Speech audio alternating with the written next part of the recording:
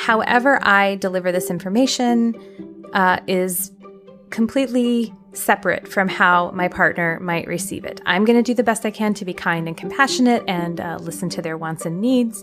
But if they have a negative reaction to my sharing, that doesn't mean either A, that I shouldn't have shared it, or B, that I shared it in the objectively wrong way. Now, again, you want to be receptive to their feedback if they didn't like the way that you shared it and you want to try to do better next time. But just try to hold on to your own truth that even if they're having a bad reaction, it doesn't mean you did anything wrong. Because sometimes new information is just shocking.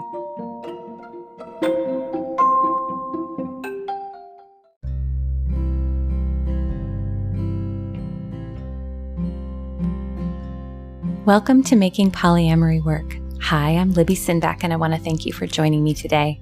I'm a queer polyamorous mom and a relationship transformation coach, and I am committed to helping people who live and love outside the status quo have extraordinary relationships, because relationships are at the core of our well-being as humans. I think love is why we're here and how we heal. Today on Making Polyamory Work, I want to talk about a often experienced but very little talked about phenomenon known as new information shock. One thing I want to tell you real quick about new information shock, I did not make this term up, but I have not found it anywhere else. And I think someone brought this term up to me in a discussion group that I was hosting, or possibly it was one of my clients who brought it up. And if I could remember who coined the term, I would credit them. I don't feel like I can take the credit, but I couldn't find anyone who had posted about it on the internet to give them credit. But if you're listening to this episode and you know that you are the one who told me about new information shock, tell me and I will credit you. Anyway, new information shock. Okay, what is new information shock? So new information shock is when you receive a piece of new information that is upsetting to you, that your system reads as threatening, and you find yourself upset about it. And what can happen when that happens is you can feel mad at your partner for the way they shared it, or about how they shared it, or when they decided to share it. You find yourself upset that you've received the information in the way that you've received it, or you've received it and are feeling the way that you feel about it, and you just don't know what to do to make yourself feel better.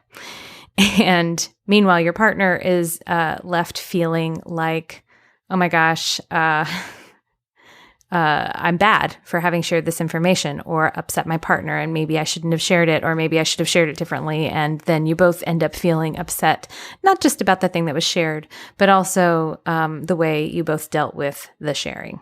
I think it might be helpful to give an example here, and there are so many from my experience, from experiences my clients have had, friends, etc. And I also just want to say real quick that it's important to say new information shock is not unique to non-monogamy or polyamory. Like a lot of the stuff on my show, it's something that can happen with friends, with family members, with monogamous partners, work colleagues, etc. And but I'm going to use a polyamory example because, well, that's what a lot of the folks on this show are here to talk about. So, example, Jordan and Tina are in a long-term established non-monogamous relationship. Jordan has an established nested partner. Tina is their other partner, and it's been a pretty stable dynamic where Tina and Jordan have had consistent time together, and Jordan and their nested partner have consistent time together. But then one day, Jordan shares that they have met a new potential partner on an app, and they've decided that they want to go out on a date, and Jordan is super duper excited about it. And Tina flips out. And what happens for Tina is she's scared, she's upset, and she doesn't like this information. And what she does is she tells Jordan, man, I wish you told me sooner. I was not prepared for this. And maybe what happens inside Tina is she feels feelings of distrust. She feels feelings of destabilization. Again, her system reads that as threat. And she's really upset, not just about the information, but about the way she's feeling about the information. And because she's feeling that way, she is blaming Jordan for the way that they revealed the information, because she believes that if they had revealed it somehow differently, she doesn't exactly know how, maybe she'd feel better about it. And of course, Jordan is left feeling like, I waited until we were in person. I made a point to share it as soon as was reasonable, but I wanted us to be in person and talk about this directly so that she could ask me any questions. And they feel like they did the best that they could there. And they've had previous experiences where they've decided to reveal a new important piece of information to Tina over text. And Tina has said, I really wish you told me this in person. So does that resonate for anybody? I feel like this probably resonates for a lot of people. Now, I want to say here, before I get into like what's really going on here, I do want to say that I think it's really valuable in every relationship that you're in to actually have an intentional conversation about how you want to receive information. I think that's actually a good thing to do because not everybody wants to receive it in the same way. I think it's sort of a common cultural construct that all important new information, all important revelations be done in person, sitting down together, preferably in a place where the person can have whatever reaction they're having without it, being super dramatic. I don't know. Some people would say in a private space, or some people might even say in a public space. I don't know. But I think there's an assumption that in person is best. And it was interesting because I was thinking about this recently. I actually don't like it when someone waits to talk to me about something important in person. And I'll tell you why. If they're going to share something with me that might be a shock to my system, I actually want to have time to digest it before I talk about it.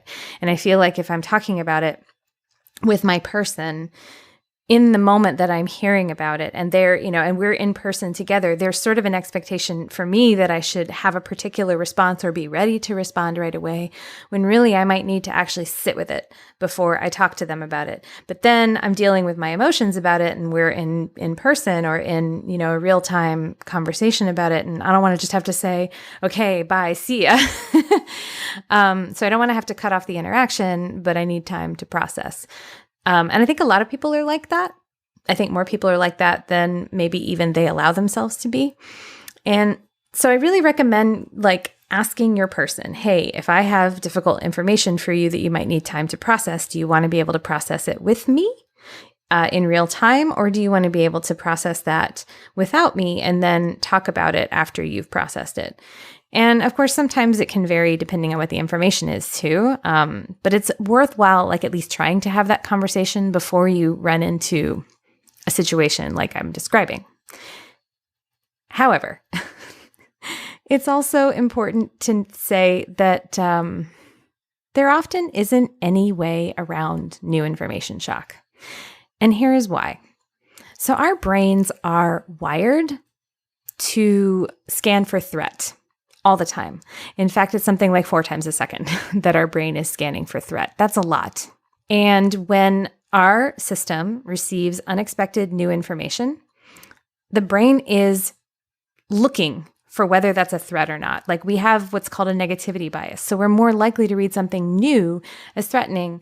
And that causes our brain to go from, I think I read it somewhere, goes from what is this, which is a place of curiosity, interest, relaxation, to what the hell is this? And it's not something you can control. It's actually physiological. Your nervous system kind of goes into threat alert system, and you can get just activated and sometimes really activated, sometimes triggered, sometimes fully disintegrated in your brain state. And that can depend on lots of different things. It can depend on how much energy you have, how much sleep you've got, how hungry you are, the whole HALT thing. It can also depend on how secure you feel in that particular relationship in that particular moment. It can also depend on just what the information is and how surprising it might be for you. And there may be no way to possibly control for all those variables such that you're going to receive that information in a way that doesn't feel threatening. Okay? So what I'm saying is, if you are receiving new information There may be no way to receive it that will not be upsetting to you. And if you're delivering new information, there may be no way to deliver it that might not potentially be upsetting and triggering for the person you're giving it to.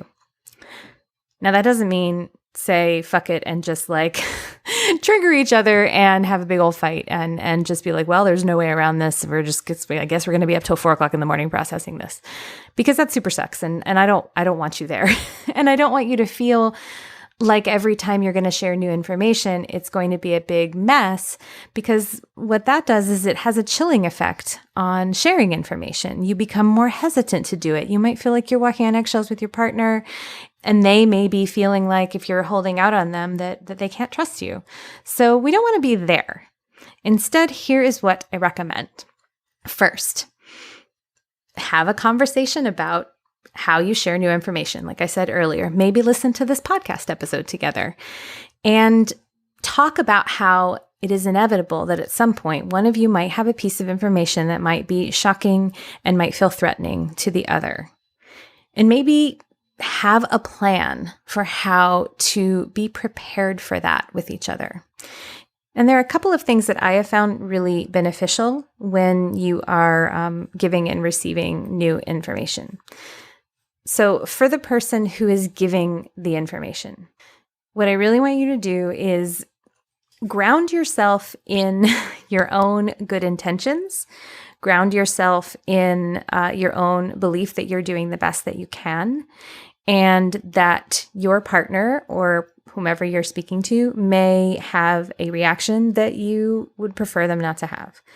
And try to just kind of hold on to what's true for you and your own goodness, and then with like loving compassion, accept that the person you're speaking to might just need to have their feelings about it and give them room to have them.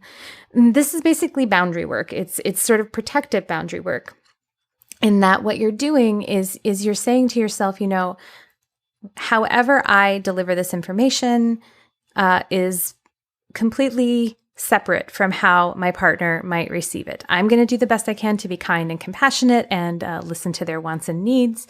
But if they have a negative reaction to my sharing, that doesn't mean either A, that I shouldn't have shared it, or B, that I shared it in the objectively wrong way. Now, again, you want to be receptive to their feedback if they didn't like the way that you shared it and you want to try to do better next time. But just try to hold on to your own truth that even if they're having a bad reaction, it doesn't mean you did anything wrong. Because sometimes new information is just shocking, okay? If you're the person who's receiving that new information, I want you also to turn toward yourself. If you notice that you're having a big reaction, try to just kind of be gentle and kind with yourself. Try to notice, oh, I'm having a big reaction. There's something going on here. I'm noticing some anger, some fear, and just try to hold it lightly. And by lightly, I mean, sometimes what we can do when we have a big reaction to something that someone we care about has shared with us is we blame them for our feelings. And it's really important that you be able to sit with and process and care for your feelings a little bit first before you kind of dump them on your partner. Now, that doesn't mean you can't tell them, again, if they did share the information in sort of a sloppy way, or maybe they shared it in a way where they didn't actually give you room to have any difficult feelings about it when, like, you need to be able to have some difficult feelings about it. It's okay to give them that feedback, and it's okay to say, hey, like, I really would have preferred that you shared this with me earlier. I really would have preferred you shared this with me in an asynchronous way instead of in person, or I really wish you'd shared this with me in person instead of via a Post-it note, whatever. It's okay to give that feedback, but I would actually make sure that that's not the first thing you do.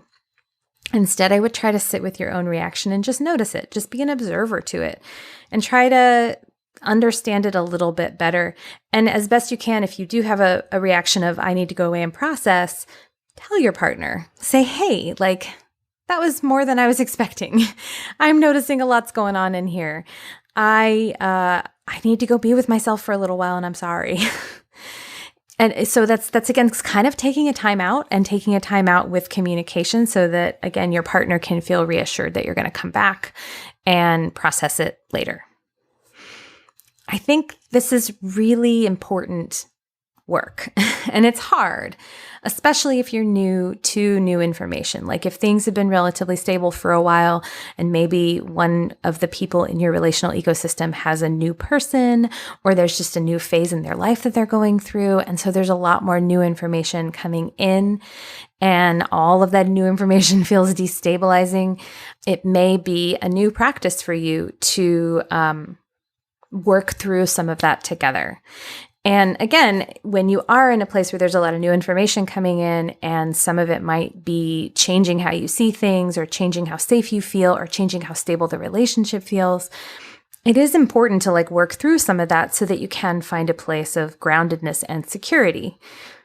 And it's important that the new information be able to be there, and that it be something that is allowed to happen as it happens, and that people are allowed to feel about it, how they feel about it, and kind of be with that part first, and then try to deal with the information, how it's delivered, how to handle it, what to do next second. I just find that when people get really upset about how the information was delivered, that can just be so derailing. And again, it can be really chilling to sharing new information in an ongoing way, because the person who's trying to share it in such a way that their partner doesn't get upset is going to be it's going to make it feel even less trustworthy and more manipulative. And if they are trying to do it in such a way that you just are totally fine with it, that just may be a losing strategy. So make room for imperfection. Make room for your reaction. Make room for the other person's reaction. And just own that everybody's doing their best. And sometimes new information is just hard. So to recap, new information can be shocking. And this is common in all types of relationships, but I think it comes up a lot in non-monogamy, especially if there's a new partner or a transition in the relationship or some other new thing going on. I think it happens a lot. It can be really useful to have a conversation about how you want to share new information so that you're set up to be as successful as you can be, and be willing to give and receive that feedback. However, understand also that sometimes new information is just read by our nervous systems as threatening, and it can be triggering no matter what you do. And so it can be really useful to plan for that and make room for it and slow down with each other as you go through that experience, and sit with it a little bit before you deal with the information, or even talk about how it could be delivered better in the future. New information can just be part of the deal. And the more you can be really tender and compassionate with each other around it, the more it's going to feel safe to both give and receive it, which is going to increase feelings of trust and security for everybody.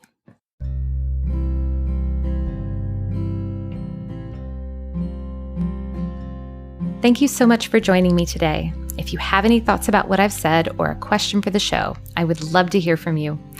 You can reach me via my website, libbysinback.com, or you can connect to me on any of my social channels. I'm on Instagram and Facebook. I'll also say that if you're loving my podcasts, but feel like your relationship could maybe use some more help, this is work I do with my coaching clients and in the Relational Non-Monogamy Circle. If you're interested, you can either set up a free introductory session with me to see if coaching might be a fit for you, or check out the Relational Non-Monogamy Circle online at libbysinback.com/RNMC. If you love this podcast, please share it. Share it with your friends, your networks, your Facebook groups, etc. And make sure you subscribe so you don't miss an episode. And if you listen on iTunes or Stitcher, it would be super awesome if you left a review or a comment, because that will help more people find the show. Making Polyamory Work is created by me, Libby Sinback. It is edited by Finn of the Normalizing Non-Monogamy podcast and hosted on the Anchor.fm platform. Vanda Leon manages the website and posts the transcripts. Thanks for being with me today, and I'll see you soon.